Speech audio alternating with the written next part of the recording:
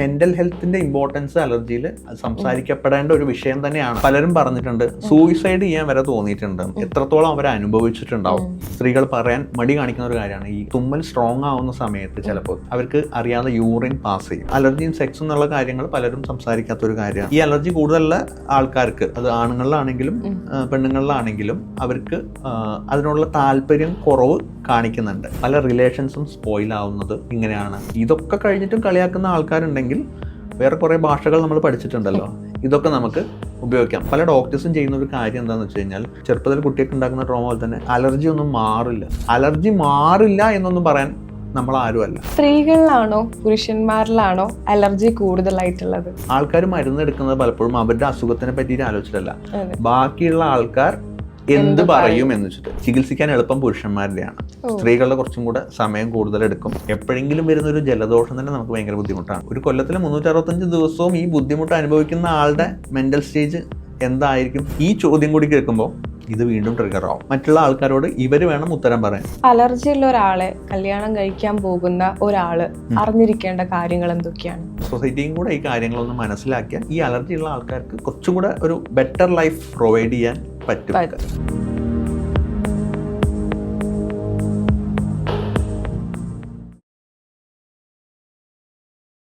Doctor പറഞ്ഞപ്പോഴാണ് allergy ഇത്രയും വലിയ സംഭവമാണെന്ന് ഞാൻ അറിയുന്നത്. കൗൺസിലിംഗ് ഒക്കെ കേൾക്കുമ്പോൾ നമ്മൾ ശരിയാണ് ഡിപ്രഷനെ കുറിച്ച് സംസാരിക്കാറുണ്ട്, ആങ്സൈറ്റിയെ കുറിച്ച് സംസാരിക്കാറുണ്ട്. പക്ഷേ ഇപ്പോൾ ഡോക്ടർ പറഞ്ഞ പോലെ അലർജിയും മെന്റൽ ഹെൽത്തും തമ്മിൽ ഇതുവരെ ഞാൻ സംസാരിച്ച് കേട്ടിട്ടില്ല. ഇത് എൻ്റെ അടുത്ത് പലരും പറഞ്ഞിട്ടുണ്ട് സൂയിസൈഡ് ചെയ്യാൻ വരെ തോന്നിയിട്ടുണ്ട് എന്നുള്ളത്.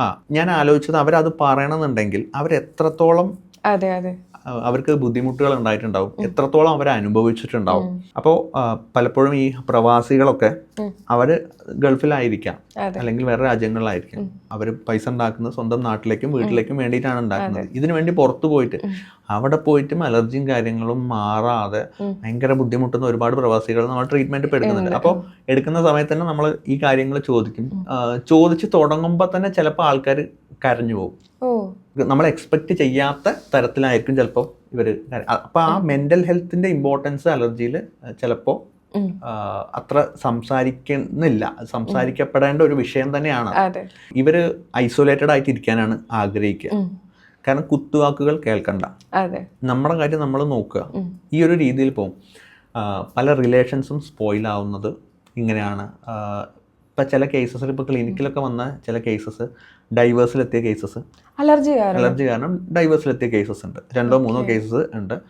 അപ്പം ഞാനിപ്പോൾ ചെയ്യുന്നത് എന്താ വെച്ചാൽ, അലർജിയുള്ള പ്രത്യേകിച്ച് പെൺകുട്ടികളെ മേലാവും ഇതിൻ്റെ ഒരു കുറ്റം എപ്പോഴും ചാർത്തപ്പെടുക. അപ്പോൾ ഞാൻ ഇവരുടെ അടുത്ത് പറയാറുണ്ട്, ഇപ്പോൾ പ്രപ്പോസൽസ് വരുന്നുണ്ടെന്ന് പറയുന്ന സമയത്ത് ഞാൻ പറയാറുണ്ട്, അതായത് കല്യാണം കഴിക്കാൻ പോകുന്ന ആളുടെ അടുത്ത് ഇതിനെ പറ്റിയിട്ട് ഒരു കൃത്യമായിട്ടുള്ള ഒരു ധാരണ ഉണ്ടാക്കണം. എനിക്ക് ഇങ്ങനത്തെ ഇഷ്യൂസ് ഉണ്ട്, എപ്പോഴൊന്നുമില്ല, എന്നാലും ഇങ്ങനെ പ്രശ്നങ്ങളുണ്ട്. അല്ലാന്നുണ്ടെങ്കിൽ എന്താണെന്ന് വെച്ച് കഴിഞ്ഞാൽ, കല്യാണം കഴിഞ്ഞൊരു വീട്ടിലേക്ക് ചെല്ലാം, ആ കുട്ടി വളർന്ന വീട്ടിലെ എല്ലാ കാര്യങ്ങളോടും അഡ്ജസ്റ്റഡ് ആണ്.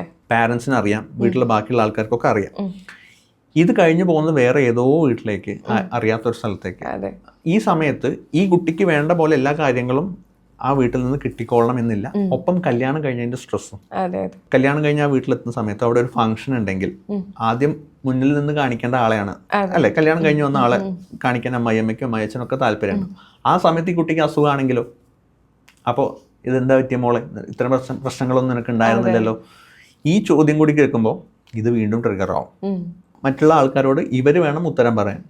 അപ്പോൾ ഭർത്താവ് വന്ന് ഈ കാര്യങ്ങളൊക്കെ ഭർത്താവിൻ്റെ അടുത്ത് പറഞ്ഞിട്ടുണ്ടാവും. എന്നാൽ പോലും ഭർത്താവ് വന്നിട്ട് എന്താ ചോദിക്കുക, എന്താ നിനക്ക് പറ്റിയത്, നീ എന്താ, നിനക്ക് എന്തെങ്കിലും മടിയുണ്ടോ, ഇങ്ങനെയാണ് ചോദിക്കുക. അതോടുകൂടി അവരുടെ ഇടയിലുള്ള പ്രശ്നം സ്റ്റാർട്ടാവുകയാണ്. ഓക്കെ, ഇതുപോലെ തന്നെയാണ് അവരുടെ ഇടയിലുള്ള സെക്ഷൽ റിലേഷൻസിലും ഇഷ്യൂ ഉണ്ടാവാം. എന്താ പറയുക, ഇപ്പം അലർജിയും സെക്സും എന്നുള്ള കാര്യങ്ങൾ പലരും സംസാരിക്കാത്തൊരു കാര്യമാണ്. ഇപ്പം അലർജിയുള്ളൊരു സ്ത്രീ, ആ സ്ത്രീക്ക് രാത്രി ആവുന്ന സമയത്ത് സിംറ്റംസ് കൂടി അല്ലെങ്കിൽ ബുദ്ധിമുട്ടുകൾ കൂടി എങ്ങനെയെങ്കിലും ഒന്ന് ഉറങ്ങിയാൽ മതി, മരുന്ന് കഴിച്ച് എങ്ങനെയെങ്കിലും ഒന്ന് ഉറങ്ങിയാൽ മതി. ചിലപ്പോൾ മരുന്ന് എടുക്കുന്നതിൻ്റെ സെഡേഷനിലും ഉറങ്ങിപ്പോവാം. അപ്പോൾ ഈ സമയത്ത് ഹസ്ബൻഡിന് സെക്സ് വേണമെന്ന് തോന്നുന്ന സമയമായിരിക്കാം.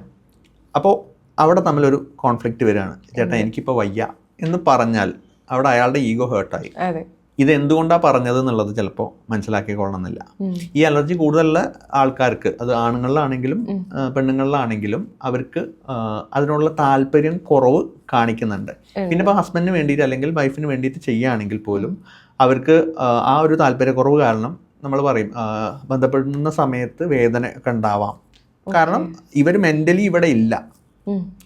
ഇവരുടെ ബുദ്ധിമുട്ടുകൾ മൂക്ക് വലിച്ചിട്ടും അല്ലെങ്കിൽ ആ ഒരു ബുദ്ധിമുട്ടിൽ കൂടെയാണ് പോകുന്നത്. അപ്പോൾ ഈ കാര്യങ്ങളൊക്കെ സംസാരിക്കേണ്ട കാര്യങ്ങളാണ്. അലർജീൻ്റെ മൂക്കടപ്പും തുമ്മലും മാത്രമല്ല, ഇവരുടെ മെൻ്റൽ ഹെൽത്തിനെ പറ്റിയിട്ട്.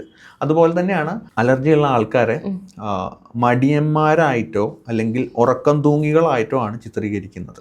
അതെവിടെയെങ്കിലും പോയി കഴിഞ്ഞാൽ നമ്മൾ ശ്രദ്ധിച്ചാൽ കാണെങ്കിൽ അലർജിയുള്ള ആൾക്കാർ ചിലപ്പോൾ അവരൊന്നും ചെയ്യാതെ ഇങ്ങനെ ഒരു സ്ഥലത്ത് ഇരിക്കുന്നുണ്ടാവും. ഇവർ മടി കൊണ്ടോ അല്ലെങ്കിൽ ഒന്നും ചെയ്യണ്ട എന്ന് വെച്ചിട്ടുമല്ല, അവർ ടയേർഡാണ്. ഇതിലത്തെ കാര്യം എന്താണെന്ന് വെച്ച് കഴിഞ്ഞാൽ ഈ അലർജിയുള്ള ആൾക്കാർക്ക് രാത്രി മിക്കവാറും ഉറക്കം ഡിസ്റ്റർബ്ഡ് ആവും. അപ്പോൾ പേഷ്യൻസ് പറയുന്ന ഒരു കാര്യമാണ്, ഏതെങ്കിലും ചില പൊസിഷൻസിൽ എനിക്ക് ഉറക്കം ശരിയാവുള്ളൂ. മൂക്ക് ചിലപ്പോൾ തല ഇങ്ങനെ വെച്ചിട്ടുള്ള സമയത്തായിരിക്കാം, മലർന്ന് കിടക്കുമ്പോഴായിരിക്കാം, സൈഡിലേക്ക് കിടക്കുമ്പോഴായിരിക്കാം അവർക്ക് ഉറക്കം കിട്ടുക. അതല്ലാത്തൊരു പൊസിഷൻ അവർക്ക് ബുദ്ധിമുട്ടാണ്. മൂക്കടയും, പെട്ടെന്ന് വായ തുറന്നിട്ടാണ് ഉറങ്ങുക. ഈ വായ വല്ലാതെ ഡ്രൈ ആവുന്ന സമയത്ത് സ്ലീപ്പ് അപ്നിയ എന്ന് പറയുന്നൊരു ഇത് വരും. തൊണ്ട അടഞ്ഞ് ശ്വാസം ഉള്ളിലേക്ക് പോകാതെ എന്നിട്ട് പെട്ടെന്ന് എഴുന്നേൽക്കുന്ന പോലെയൊക്കെ വരും. നമ്മൾ ഈ ടി വിയിലും സിനിമയിലൊക്കെ പലപ്പോഴും കണ്ടിട്ടുണ്ട്. അപ്പോൾ ഇങ്ങനെയൊക്കെ സിറ്റുവേഷൻസ് വരുന്ന സമയത്ത് ഇവർ ഉറക്കം, അവർക്കൊരു ക്വാളിറ്റി സ്ലീപ്പ് ഒരിക്കലും കിട്ടുന്നില്ല. ഈ ക്വാളിറ്റി സ്ലീപ്പ് കിട്ടാതെ ആവുമ്പോൾ രാവിലെ എഴുന്നേൽക്കുമ്പോൾ ഇവർ ഫ്രഷ് ആവില്ല. വേണ്ടത്ര ഓക്സിജൻ ഇവർക്ക് കിട്ടുന്നില്ല. ഇവർ ഭയങ്കര ടയേർഡായിരിക്കും. അതുപോലെ തന്നെയാണ് ഞാൻ ഈ പറഞ്ഞല്ലോ, കുറേ മെക്കാനിസം ബോഡിയിൽ വർക്ക് ചെയ്യുന്നുണ്ട് അലർജിയുള്ള സമയത്ത്. ഈ മെക്കാനിസത്തിനൊക്കെ നമ്മുടെ ബോഡി എനർജി യൂസ് ചെയ്യുന്നുണ്ട്. ഹിസ്റ്റമിൻ റിലീസ് ആവുന്നു. ഈ അലർജൻസിനോട് ബോഡി ഫൈറ്റ് ചെയ്തുകൊണ്ടേ ഇരിക്കുകയാണ്. ഈ ബോഡി ഫൈറ്റ് ചെയ്തുകൊണ്ടേ ഇരിക്കുന്ന സമയത്ത് ശരീരം ക്ഷീണിക്കും. അപ്പോൾ ഇവർ വെറുതെ ഇരിക്കുന്നത് മടി കൊണ്ടല്ല, പലപ്പോഴും ഈ ഒരു കാര്യം കൊണ്ടാണ് എന്നുള്ളത് മനസ്സിലാക്കുക. ഞാൻ ഈ പറഞ്ഞല്ലോ, ഇപ്പോൾ കല്യാണം കഴിഞ്ഞ് വീട്ടിൽ പോകുന്ന സമയത്തും പെൺകുട്ടികളിൽ ലേബൽ ചെയ്യാൻ ഒരു കാര്യമാണ് മടിയെത്തി. അലർജിയുള്ള ഒരാൾ മടിയെത്തി എന്നുള്ളൊരു കാര്യം ലേബൽ ചെയ്യപ്പെടാം. അപ്പോൾ ഈ കാര്യങ്ങൾ സമൂഹം കൂടെ, സൊസൈറ്റിയും കൂടെ ഈ കാര്യങ്ങളൊന്ന് മനസ്സിലാക്കിയാൽ ഈ അലർജിയുള്ള ആൾക്കാർക്ക് കുറച്ചും കൂടെ ഒരു ബെറ്റർ ലൈഫ് നമുക്ക് പ്രൊവൈഡ് ചെയ്യാൻ പറ്റും. ഇത് ഇവർ ഒരു കുറ്റമല്ല, കാരണം ഇവർക്ക് ഇതിൻ്റെ ബുദ്ധിമുട്ട് അറിയില്ല. നമുക്ക് എപ്പോഴെങ്കിലും വരുന്നൊരു ജലദോഷം തന്നെ നമുക്ക് ഭയങ്കര ബുദ്ധിമുട്ടാണ്. ഒരു കൊല്ലത്തിൽ 365 ദിവസവും ഈ ബുദ്ധിമുട്ട് അനുഭവിക്കുന്ന ആളുടെ മെൻ്റൽ സ്റ്റേജ് എന്തായിരിക്കും? നമുക്ക് തന്നെ ഇപ്പോൾ തൊണ്ടവേദന വന്നു കഴിഞ്ഞാൽ ആകെ ഒരു ഇറിറ്റേഷനാണ്. ആ സമയത്ത് ആരെങ്കിലും വർത്തമാനം പറയാൻ നമ്മുടെ അടുത്ത് വരുമ്പോൾ നമുക്ക് ഇറിറ്റേഷൻ വരും. ഇതുപോലെ തന്നെയാണ് ഈ ഓരോ കേസും. അപ്പോൾ ഈ കാര്യങ്ങൾ സംസാരിക്കേണ്ടതാണ്, ആൾക്കാർ മനസ്സിലാക്കേണ്ടതാണ്. അലർജി കാരണം റിലേഷൻഷിപ്പ് പോലും ഇല്ലാണ്ടാവുന്നതാണ് ഡോക്ടർ പറഞ്ഞത്. അലർജി കാരണം മനുഷ്യർ സൂയിസൈഡ് ചെയ്യാൻ പോയി എന്ന് പോലും ഡോക്ടർ പറഞ്ഞു. കേൾക്കുമ്പോൾ നമുക്ക് തന്നെ ഒരു ട്രോമറ്റൈസ്ഡ് ആവുന്ന ഒരു സിറ്റുവേഷനാണ്. അലർജി ഉള്ള ഒരാളെ കല്യാണം കഴിക്കാൻ പോകുന്ന ഒരാൾ അറിഞ്ഞിരിക്കേണ്ട കാര്യങ്ങൾ എന്തൊക്കെയാണ്? അത് വളരെ വാലിഡ് ആയിട്ടുള്ള ഒരു ക്വസ്റ്റ്യൻ ആണ്. കാരണം ഇത്രയും ബുദ്ധിമുട്ടുകൾ അനുഭവിക്കുന്നുണ്ട് എന്നുള്ളത് അയാളെ ആദ്യം നമ്മൾ കൃത്യമായിട്ട് ബോധിപ്പിക്കണം. അതായത് എനിക്ക് രാവിലെ എഴുന്നേറ്റാൽ കുറച്ച് സമയം എനിക്ക് വേണം. ഞാൻ ചിലപ്പോൾ കുറച്ചു നേരം തുമ്മലും കാര്യങ്ങളും ഉണ്ടാവും. അതെ, അലർജിക്കാർക്ക് പലപ്പോഴും ഈ ടൈം അതാണ്.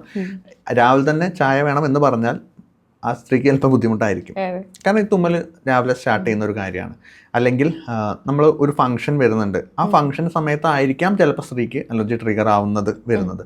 അപ്പോൾ അതൊരിക്കലും ഒരു മടി കൊണ്ടോ അല്ലെങ്കിൽ ആ ഫംഗ്ഷന് പോണ്ട എന്ന് വെച്ചിട്ടോ അല്ല. പിന്നെ ഞാൻ പറഞ്ഞ സെക്ഷൽ കാര്യങ്ങളുണ്ടല്ലോ, നമുക്ക് ബുദ്ധിമുട്ടുകൾ ഉണ്ടാവാം.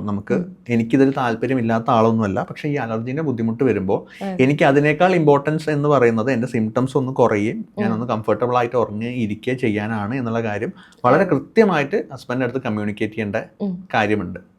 പിന്നെ അതുപോലെ ചില കേസസിൽ സ്ത്രീകൾ പറയാൻ മടി കാണിക്കുന്ന ഒരു കാര്യമാണ് ഈ തുമ്മൽ സ്ട്രോങ് ആവുന്ന സമയത്ത്, ചിലപ്പോൾ തണുപ്പ് കാലത്തൊക്കെ അല്ലെങ്കിൽ പൊടി അടിക്കുന്ന സമയത്തൊക്കെ തുമ്മി ചിലപ്പോൾ അവർക്ക് അറിയാതെ യൂറിൻ പാസ് ചെയ്യും. ചിലർക്ക് ചുമയായിട്ടും വരാം.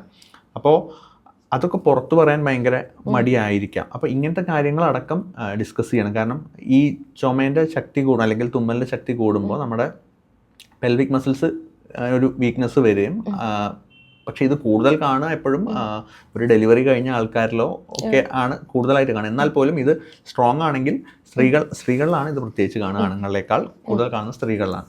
അപ്പോൾ ഇങ്ങനെ യൂറിനേഷൻ ഇങ്ങനത്തെ ഇഷ്യൂസൊക്കെ വരാം. ഇതൊക്കെ കൃത്യമായിട്ട് ബോധിപ്പിക്കണം. അല്ലാന്നുണ്ടെങ്കിൽ ഇതൊക്കെ ഒരു കമ്മ്യൂണിക്കേഷൻ ഇഷ്യൂ ഭാവിയിൽ ഉണ്ടായേക്കാം. അതുപോലെ തന്നെ എന്നെ അലർജി ഉള്ള ഒരാൾ ഇന്ന് ഒരു പരിഗണന തന്നാൽ മതി, അത് ലേബൽ ചെയ്തിട്ട് സംസാരിക്കേണ്ട.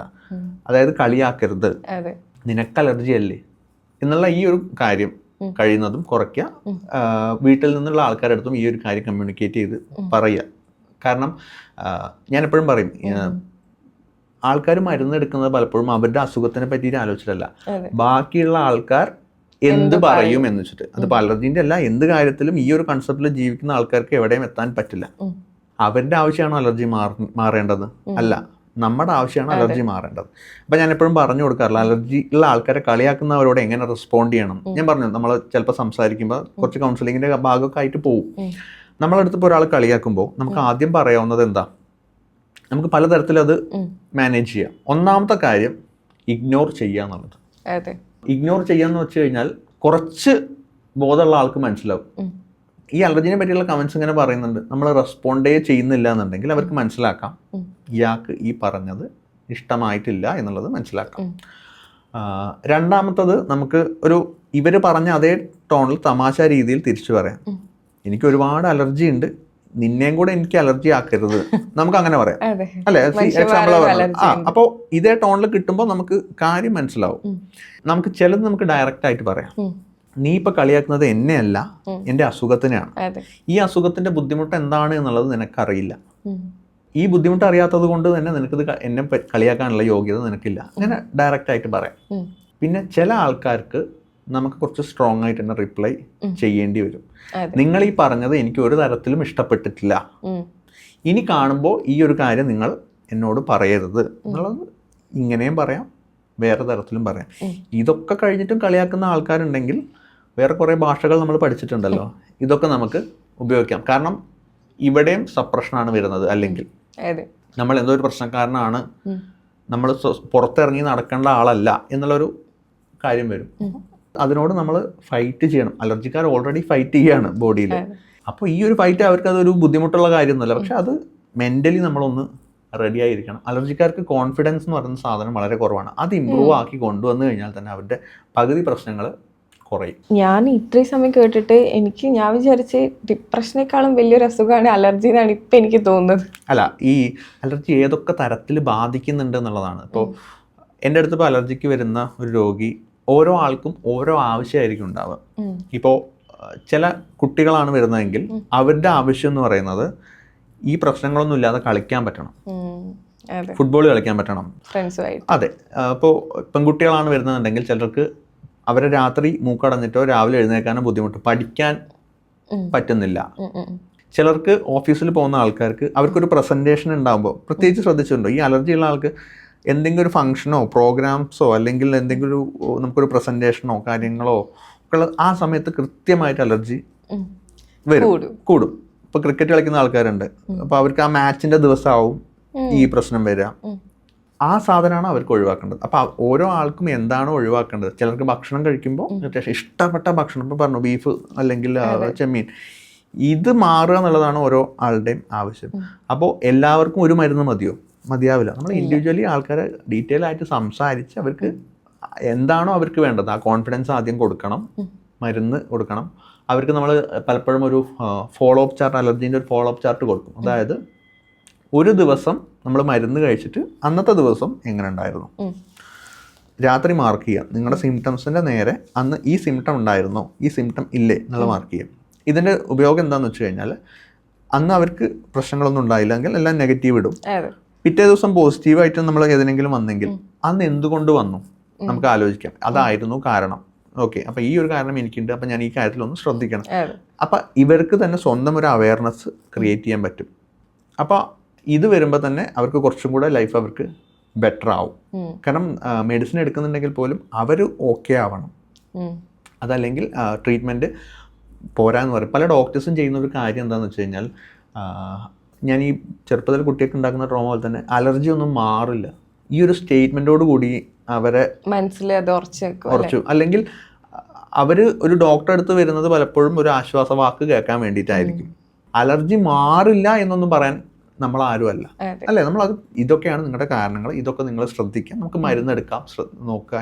ആ ആൾ പറയുന്ന കാര്യങ്ങൾ ഒരു 5 മിനിറ്റോ 10 മിനിറ്റോ ഒന്ന് കേട്ടിരിക്കാനുള്ളൊരു ക്ഷമ ഒരു ഡോക്ടർ കാണിക്കണം. ഇത് പല ഡോക്ടേഴ്സും അവരെ തിരക്കുകൊണ്ടൊക്കെ ആയിരിക്കാം, എന്നാൽ പോലും ഇത് കേൾക്കണം. എന്തൊക്കെയാണ് അവർക്ക് ഈ അലർജി കാരണം എന്തൊക്കെ അവർക്ക് മിസ്സാവുന്നുണ്ട്. അപ്പോൾ എവിടെയാണോ സൊല്യൂഷൻ, ആ പ്രശ്നമാണ് അവിടെ തീർത്തു കൊടുക്കേണ്ടത്. സ്ത്രീകളിലാണോ പുരുഷന്മാരിലാണോ അലർജി കൂടുതലായിട്ടുള്ളത്? സ്ത്രീകളിലാണ് അലർജി കൂടുതലായിട്ട് കാണുന്നത്. എന്തുകൊണ്ടാണ് അങ്ങനെ? സ്ത്രീകൾ പുരുഷന്മാരെ വെച്ച് കമ്പയർ ചെയ്യുന്ന സമയത്ത് അവർക്ക് എപ്പോഴും സ്ട്രെസ് കൂടുതലായിരിക്കും, ഇമോഷൻസ് ഹൈ ആയിരിക്കും.